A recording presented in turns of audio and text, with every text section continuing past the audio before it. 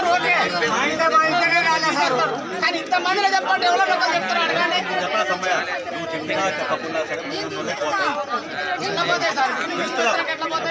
చెప్పేది నువ్వు ఆ లిస్ట్ మీరు రాసి చెప్పేది నువ్వే చదివించారు దాన్ని చదివించారు అందులో ఉన్నాయి కూర్చొని మా వాళ్ళు తీసేస్తారు భూములు నువ్వు చెప్పినా చెప్పకుండా పోతాయబ్బా కాదు సెలెక్షన్ కాదు తీసేస్తారు కదా సార్ మరి ఎట్లా సెలెక్ట్ చేసారు మరి సార్ మీరు పంపిస్తేనే కదా పాయింట్స్ వచ్చేది